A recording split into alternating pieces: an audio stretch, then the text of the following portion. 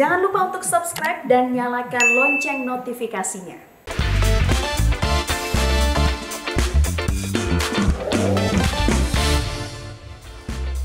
Disiarkan langsung dari Studio 1 Metro TV. Inilah Susi Cek Ombak. Halo kawan Susi, kita kembali ke Susi Cek Ombak ke laut saja. Bu, kok ke bawah, Bu? Sudah ada di situ Susi Cek Ombak. Iya, kita sekarang kan live kita di Metro live. TV. Betul, ini perdana ya, Bu? Perdana. Tapi kita mau kasih tahu dulu buat teman-teman dan juga kawan Susi di rumah kalau kita sudah melakukan proses protokol kesehatan atau protokol swab kesehatan. antigen. Semua kru, talent kita ya, Bu ya. juga pakai face shield. Betul. Sehat, Bu. Sekarang swab antigen udah kayak puasa sunnah, Bu. Senin Kamis saya. Iya, hampir tiap hari. Iya, karena betul. sekarang terbang cuma berlaku 24 jam. Iya. Jadi kalau dua hari ke Jakarta 2 kali, ya setiap kali harus antigen. Yes, tapi demi menjaga kesehatan kita bersama ya, Bu. Harus. Betul. Dan kali ini, Bu, kawan Susi yang nonton juga ada melalui Zoom. Ya, Kita ada kawan-kawan dari grup Paddle, Stand Up Paddle. Stand Up Paddle Indonesia. Kabar? Dan juga Bike and Hike Travelers. Ya, The Bike and Hike Traveler juga bersama kita. Malam ini menemani kita lagi deg-degan, Bu, karena live ini. Ini dia. Halo. Halo, apa kabar? Wah, nggak disuarain, Bu, dimatiin suaranya, Bu. Apa kabar semua? Betul. Sehat-sehat ya. Selamat Lebaran, mohon maaf lahir batin. Betul sekali, dan mereka sudah penasaran, Bu, karena Ibu akan membacakan berita-berita terkini, Bu. Ya, ada apa sebetulnya aja, aku agak stres. Kenapa? Studio. Karena kalau yang di studio tuh biasanya cantik-cantik semua presenternya. Kita udah tua-tua disuruhnya begini. Sebentar, kok ada kata kita? Kayaknya Ibu doang deh. Oh iya, kok masih muda ya, Ki. Oh, mama. Tapi betul cantik. Silakan, Ibu. Oke. Nah, bacakan berita yang pertama. Ya, dalam beberapa hari ini setelah liburan Idul Fitri, kasus COVID naik di Indonesia. Nah, hampir mencapai 9.000. Betul sekali, Ibu. Kenapa ya?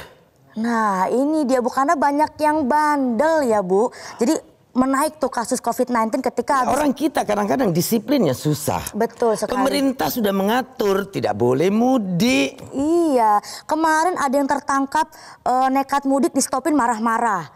Ya, Bu ya. Nah, kita lihat nih videonya tuh, Bu. Kasus COVID masih berangkat naik. 9.000 lebih. Wah, mungkin karena kurang disiplin. Betul. Kali mesti ditenggelamin tuh orang satu-satu nih. Nah, itu pada ke laut, Bu. Kayaknya mau ditenggelamin tuh, Bu.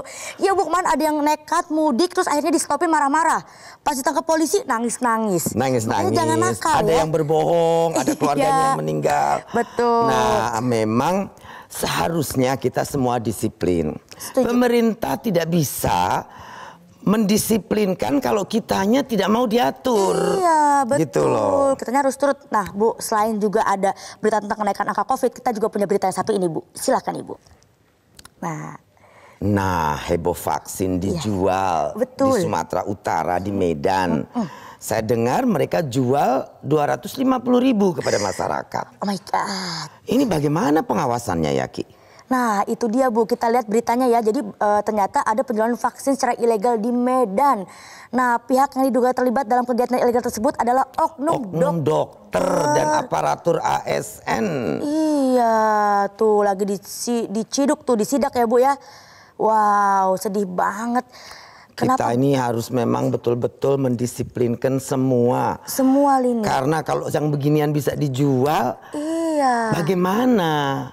Kemarin kita lihat ada kasus swab antigen bekas dijual. Di Sumatera juga, di Sumatera Utara juga, di Medan. Terus sekarang vaksin ilegal.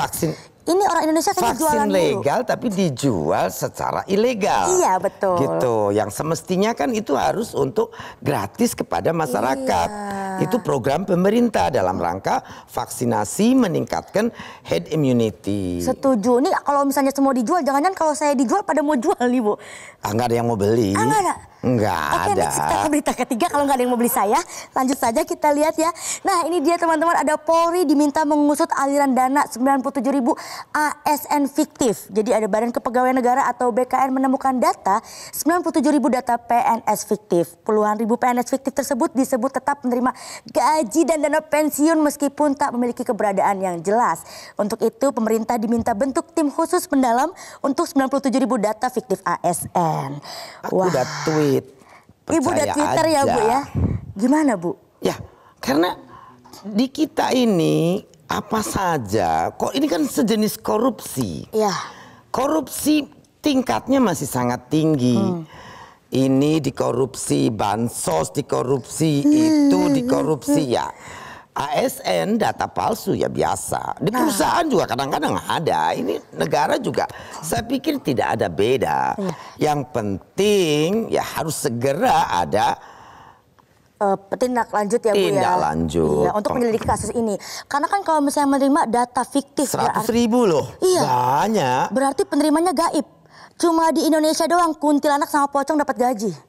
Karena kan gaib Bu. Ya enggak di Indonesia, di tempat lain juga. Tapi ini memang benar-benar kelewatan gitu loh. Kalau di Indonesia ini seperti ini. Yes.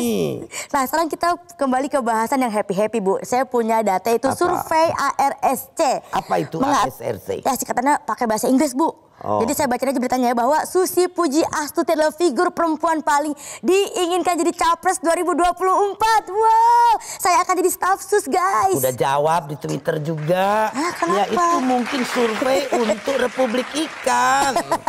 Tuh. Susi Puji Astuti figur perempuan paling diinginkan jadi capres 2024. Ya diinginkan sama ikan-ikan. Oh, di Republik Ikan. Benar, bukan negara Republik Indonesia. Enggak lah. Tapi di bawahnya ada pilihan dari Ibu Tri Risma Maharini tadi, ada Ya Ibu. kalau Ibu Risma kan dulu bekas wali kota, sekarang mensos, ya wajar lah. Loh kan Ibu juga, Ibu kan bekas Menteri Kelautan, wajar juga dong. Lo tuh ngeyel banget ya.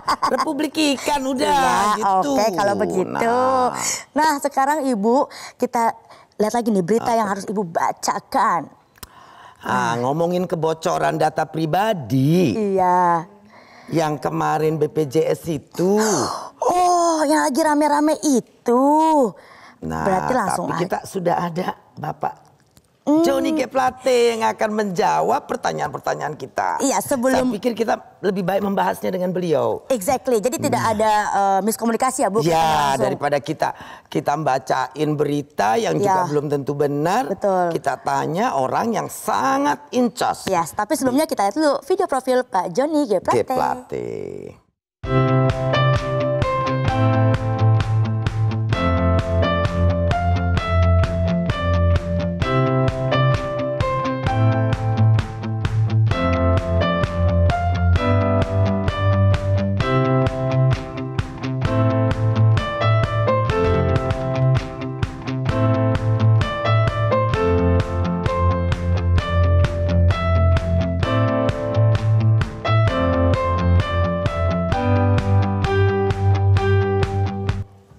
Iya, langsung saja Pak Johnny G. Plate. Selamat malam Bapak. Selamat malam Ibu Susi. Maaf Selamat lahir malam batin. Kiki, apa kabar? Minal aidin wal faizin ya, mohon maaf lahir batin. Bapak mau Walaupun sudah agak terlambat, tapi kan masih bulan Syawal, masih Pak. bulan Masih. Syawal kan. Ya. Lebih baik terlambat daripada tidak sama sekali. Nah, Bapak. itu dia. Cocok Silakan sekali, duduk. cocok sekali. Ibu, silakan ke singgah sana. Ya Ratu Laut kita akan langsung bertanya-nanya kepada Pak Johnny G. Plate. Aduh, belum apa-apa Kita undang dipukul. menteri. Oh iya, Beguro saja. Maaf Pak.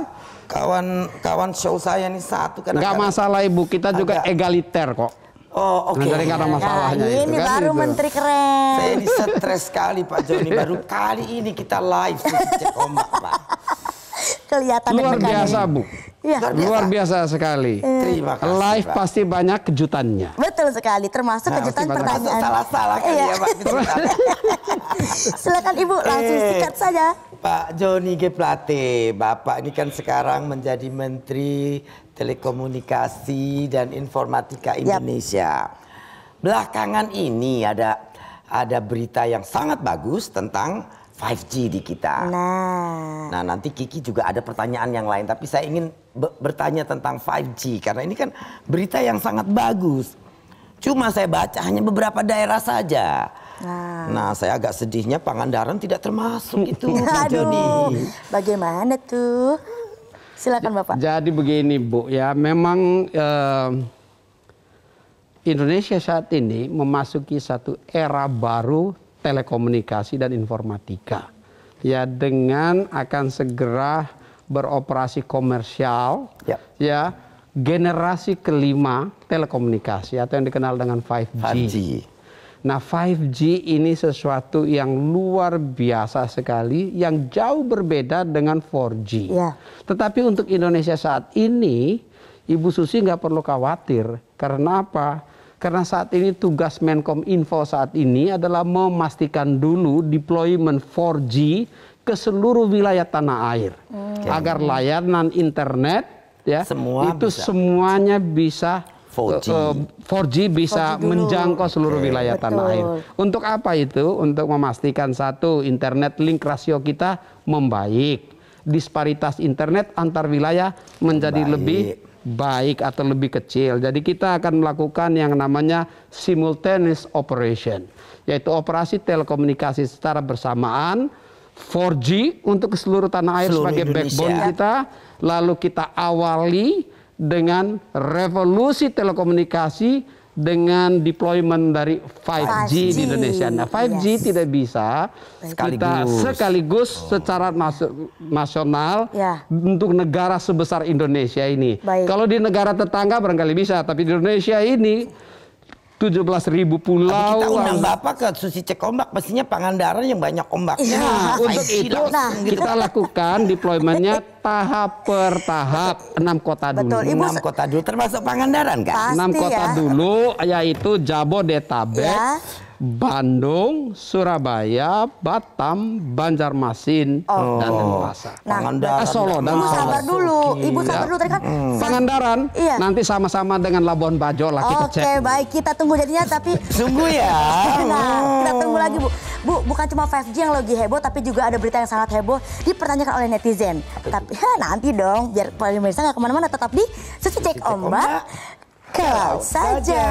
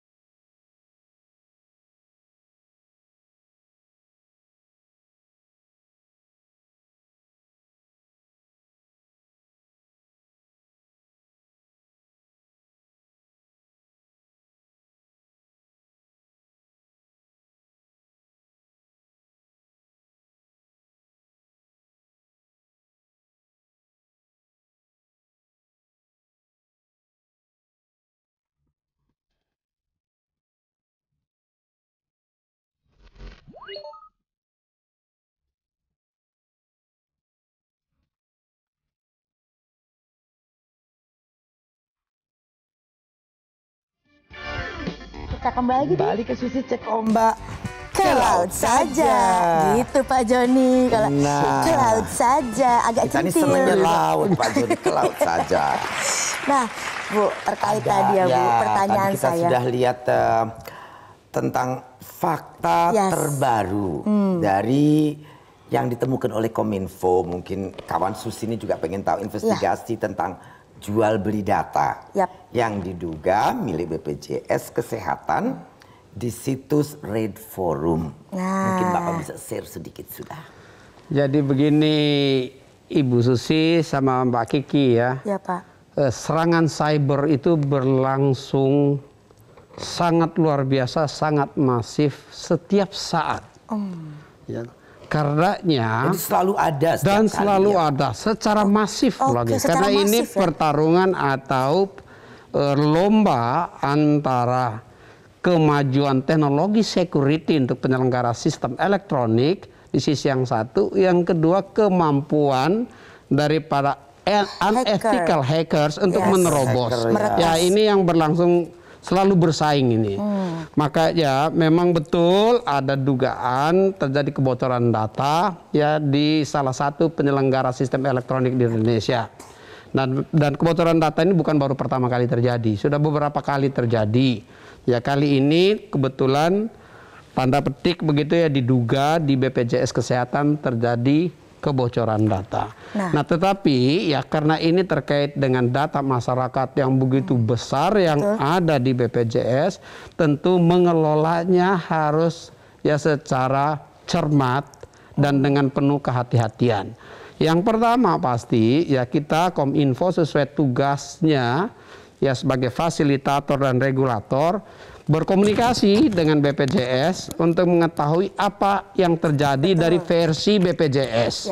Ya, dan kami sudah bertemu ya staf-staf Kominfo, pejabat-pejabat sudah bertemu dengan direksi BPJS dan betul ada dugaan kebocoran data. Tetapi dugaan kebocoran data itu tidak sebesar seperti yang disampaikan.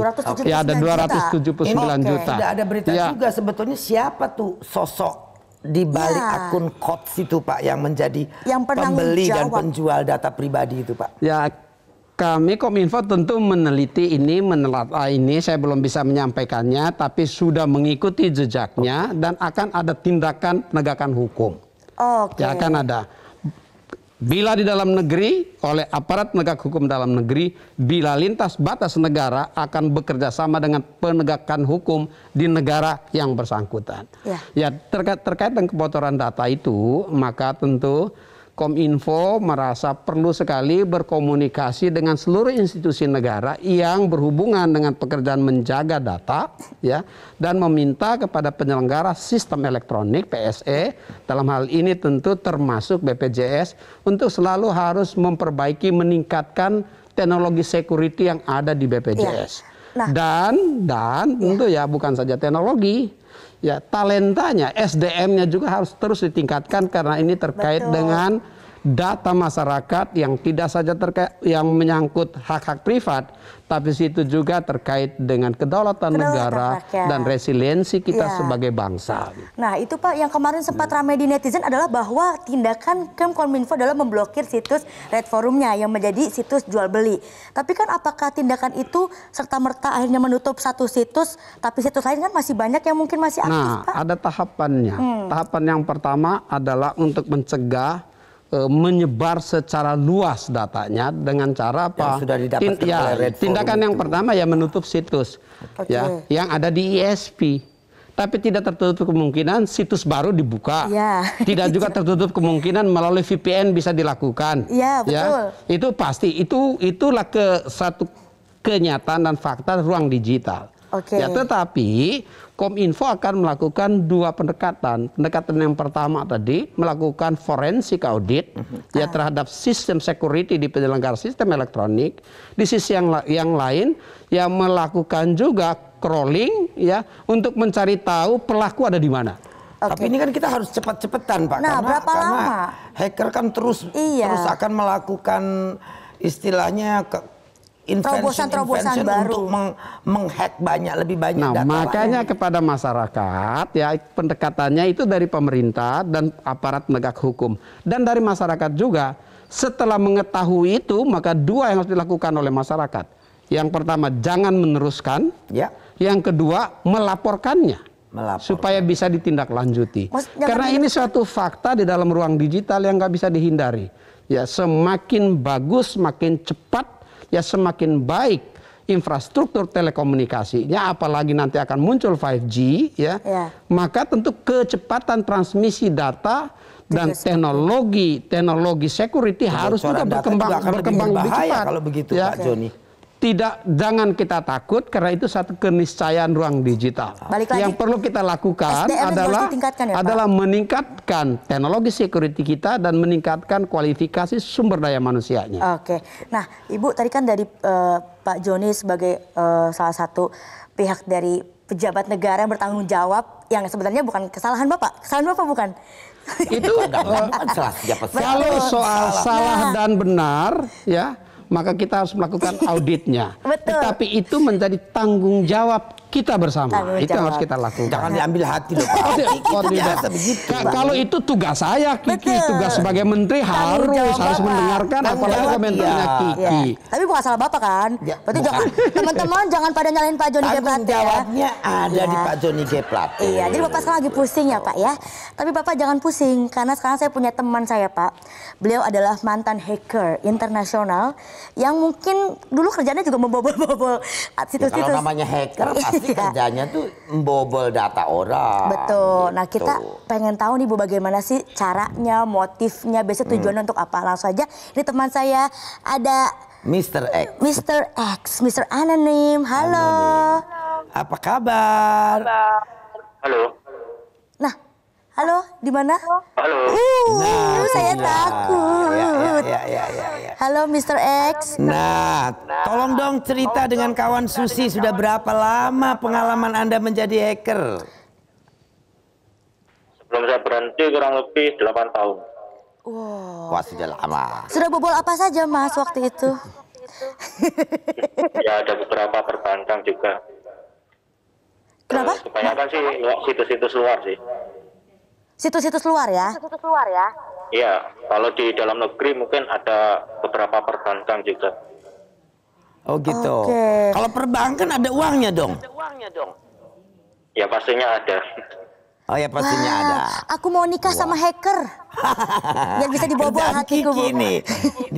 Dia mau nikah sama nanti pacarmu dikemanain? Jangan bilang-bilang dong Bu. Saya kan sila ngakunya jomblo. Oke. Baik, halo Mr. X. Ya, Ya. menurut pengalaman Anda, apa yang membuat data pribadi itu mudah dihack atau dibobol? Kalau secara personal sih rata-rata dari sosial media itu sendiri sih. Kebanyakan phishing. Jadi ada orang nyebar link, terus kemudian ngisi username password kayak gitu. Itu awal mulanya dari situ sih. Awal mulanya untuk secara personal, tapi untuk secara globalnya, misal kayak marketplace dan lain sebagainya, itu balik ke instansi itu sendiri, juga komunitas hacker yang masuk. Oke, nah berarti kan kita harus hati-hati ya kalau kita punya username dan juga password, jangan pakai tanggal lahir paling aman ya Bu, karena bisa kebaca. Happy birthday Bu Susi, oh tanggal Bu Susi sekian nih, masuk emailnya Bu Susi. Nah ketahuan kalau misalnya langsung bisa Tapi kalau kayak diretas. kita pernah menjadi pejabat publik pasti sudah Iya, datanya sudah makanya di sana, udah di luar.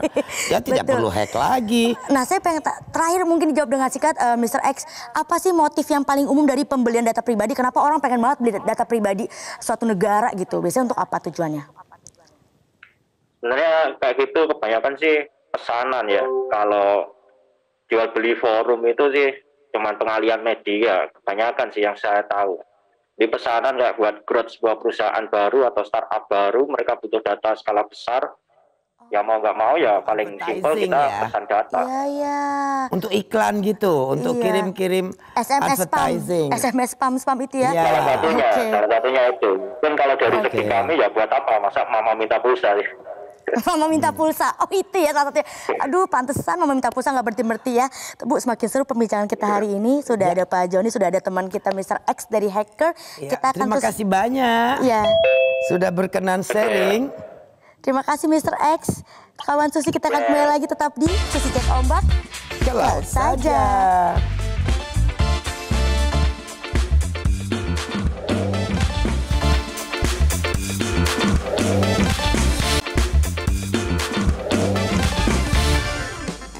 Ya, masih kembali lagi bersama kita Bu.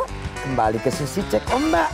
Ke laut saja. Yeay, Pak Pelatnya udah ikutan. Nah, Kita masih bersama tadi kita masih dengan Mr. X Mr. ini. X. Ya. Nah, sepengetahuan Anda, selama ini di Indonesia nih ada berapa banyak situs yang menjual belikan data pribadi? Halo. Kebanyakan split ya. Jadi mungkin yang terakhir kemarin kita ketemu kayak Right ya. Tapi Ya, sebenarnya kalau ngomongin di dark web itu ada banyak sekali situs yang beli data pribadi, terutama big data. Jadi bukan cuma Red Forum aja, masih banyak yang lain ya. Ya. Banyak sekali. Wow. Jadi kayak ditutup satu ya tumbuh 1000 ya kayak gitu lah. Iya, jadi tidak ada habisnya ya. Lalu kalau sudah terlanjur data kita bocor dan tersebar, bagaimana cara mengantisipasi untuk apa ya? Siap. Apakah pemesanan bisa dilacak, gitu, apakah bisa diberhentikan? Ya namanya data bocor balik ke pribadi masing-masing ya. Asal mula data itu dari mana? Kalau misalkan dari situs-situs besar ya mungkin baliknya ya tanggung jawab dari pengelola data awal ya. Oke. Karena memang untuk urusan sistem itu kalau misalkan udah jebol ya kita juga nggak bisa menghindari lagi. Apalagi untuk kepentingan sebuah instansi atau sebuah perusahaan yang data pemesan ya seperti itulah. Nah, pertanyaan terakhir untuk Anda. Anda kan berhenti jadi hacker tuh di usia pada tahun 2014. Kenapa Anda memutuskan berhenti? Capek ya? Apa ya, simpelnya sih keluarga, yang kedua kayak nggak punya tujuan aja gitu. Jadi nggak ada intinya, kita masuk ya capek juga ya. Ya. Mungkin di balik itu ada sedikit cerita juga yang lebih cerita. Gimana tuh Mas ceritanya?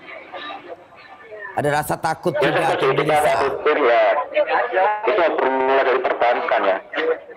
Oh, Jadi kita masuk, kita dapat kayak biasanya seringnya phishing ya, Kak. Cuman kebetulan ini pas lebih parah lagi.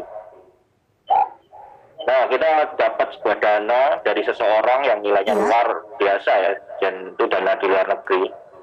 iya Nah, kita nggak tahu bahwa dana itu ternyata dana untuk berobat seorang anak. Kurang lebihnya kayak gitu ya. Oke. Nah, walaupun kita sempat mengembalikan dana itu karena kita udah ketahuan gitu.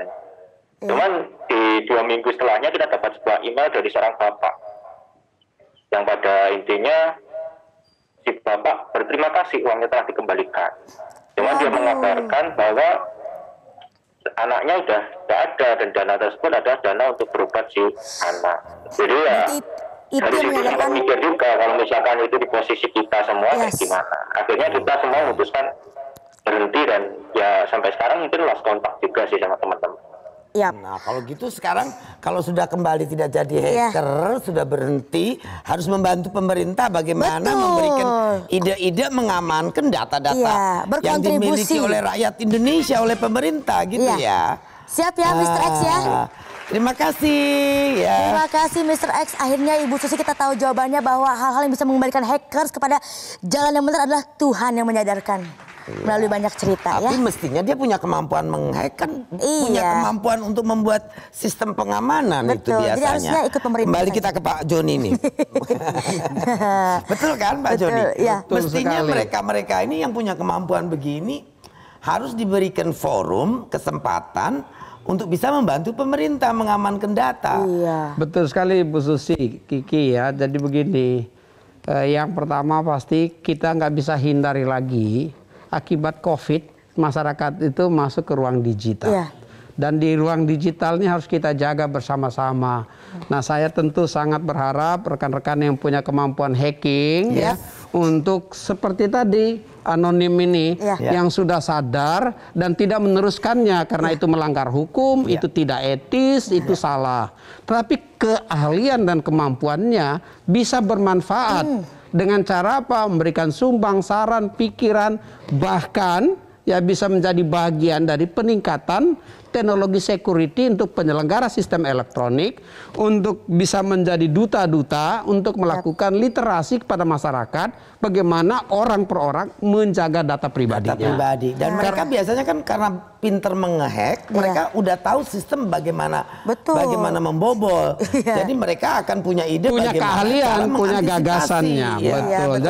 Jadi saya sangat berharap dan mengimbau pada ini kan rekan-rekan yang sangat terampil, ya sangat terampil, mempunyai keahlian, kemampuan.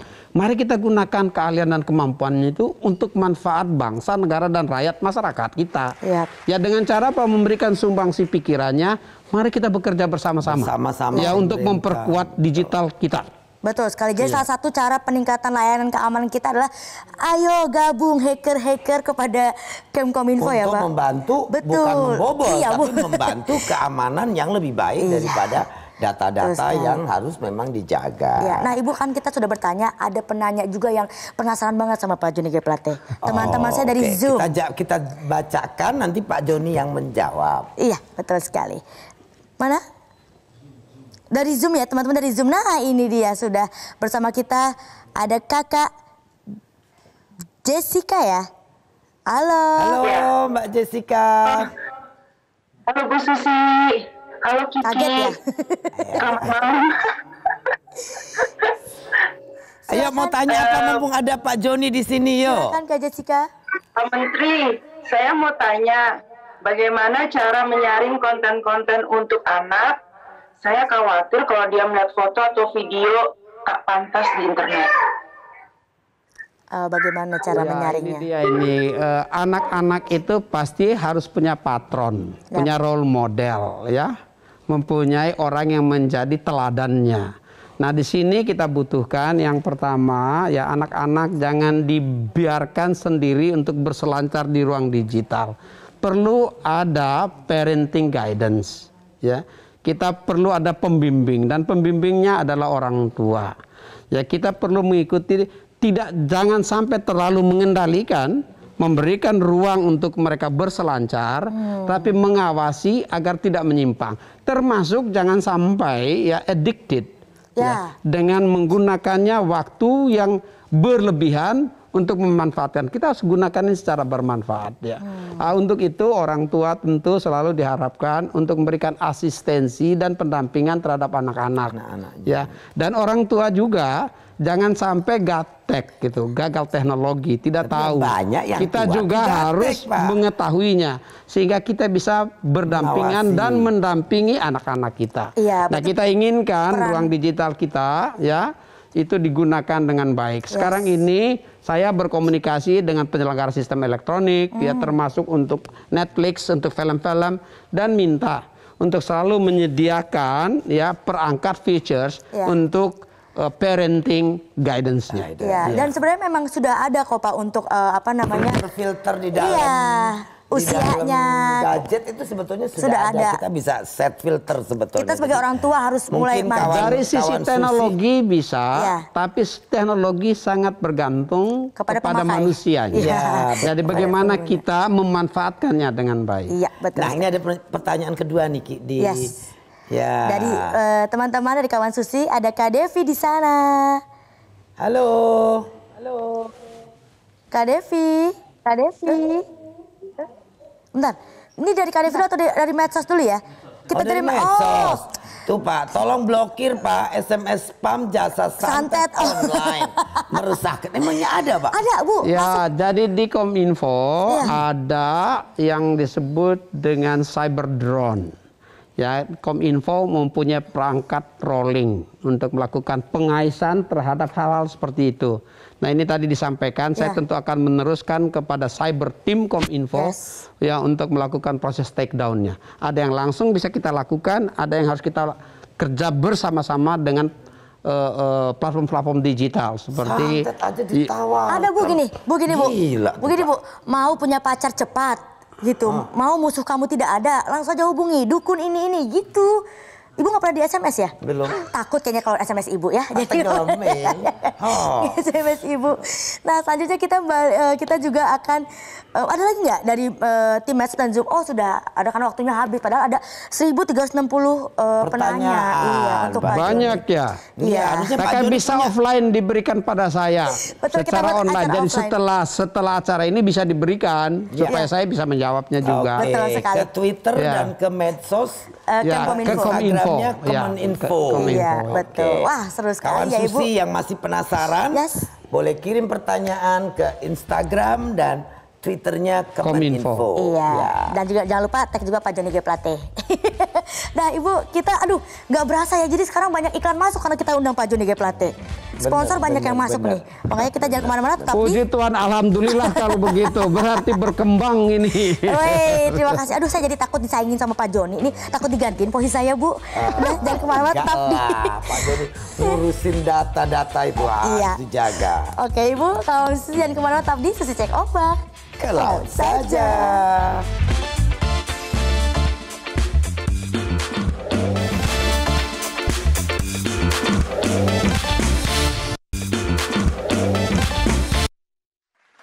Yeay, kembali lagi di Susi Cek Ombak. ke laut saja.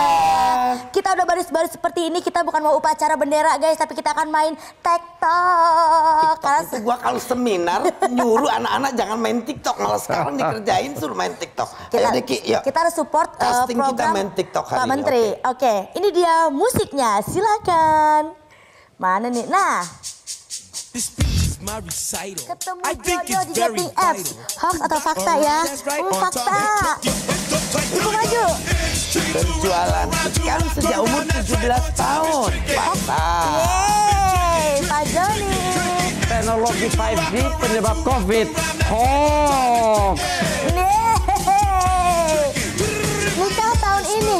Waduh, dibocor ini.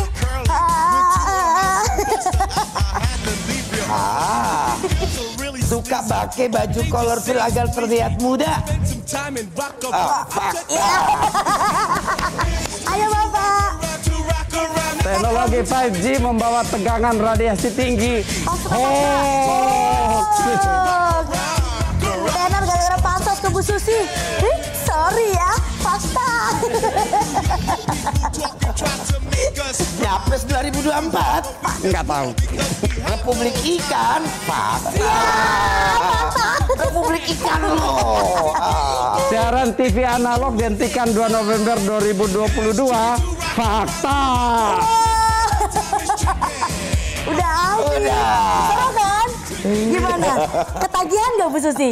Ketagihan kan? Lucu aja. Tapi aku tuh kerjanya kalau seminar masih tahu anak-anak nggak boleh itu apa main TikTok, ngabisin waktu. Pak, tapi ada yang menarik tadi Pak. Nyapres 2024. Fakta Pak. Republik Ikan, udah aku bilang. Itu udah rame di Twitter itu dari hak kemarin. dasarnya warga negara. Oh, hak warga negara. Hak dasarnya warga Saya negara. nanti 2040. Nyalonnya dari Partai Ikan, Oh, iya, di benar. Republik Ikan. Itu pasti menang. Kalau negara Kesatuan Republik Indonesia, Kiki, sekarang ini Iya. ya kita bersama-sama yang pertama selesaikan masalah COVID dulu. Iya. Mari kita selesaikan Semua COVID harus itu sehat. semua harus COVID sehat. harus ya. turun. Yes. Betul. Gitu. Baru ekonomi kita bertumbuh kembali. kembali. Baru pikiran 2024 ya. Oke, baik. Nah, sekarang Pak Joni silakan berikan closing statement mungkin Ya, para teman-teman kasih millennials. highlight untuk kawan Susi. Ya. Nah, untuk kawan Susi, saat sekarang ini ya selalu terjadi serangan atas data pribadi. Karenanya jangan lupa ya setiap kali kita harus mengatur one time password. Oke. Jadi untuk data kita gunakanlah password yang hanya satu kali digunakan. Jadi setiap kali buka apa saja. Semakin ganti rajin password. kita mengganti passwordnya, semakin bagus untuk pelindungan data pribadi kita Lupa, sendiri. Saking seringnya lupa. Jadi bubaran. Malah datanya nggak bisa diambil lagi tuh. Mas. Oh enggak dong. Nanti jangan lupa dicatat, Bu. Oh, dicatat Ya, lagi, langsung. dicatat Lagi, Pak. supaya Pak kita mengendalikan sehingga keamanan data pribadi kita terjamin. Betul sekali. Itu kebaikan kita bersama ya Pak. Betul. Nah, Ibu Susi tidak terasa Bu, sudah 60 Sudah menit. 60 menit. Kita- Kawan Susi, terima kasih banyak. Ya. Pak Joni Pak atas Joni. kesediaan Bapak. Ya. Dengan senang hati sekali Ya. untuk mengikuti acara Ibu Susi Cek Cek Ombak. Wah, keren sekali. Dan juga terima kasih juga untuk teman-teman dari Stand Up Paddle Indonesia dan juga Bike Bike and High Travelers. Ya, Dan Travelers. kawan Susi yang setia menemani kita selalu Bu setiap Rabu malam jam 8 malam hanya di Metro TV. dan kemana-mana ketemu lagi bersama kita di Susi Cek Ombak. Ke Ke laut saja.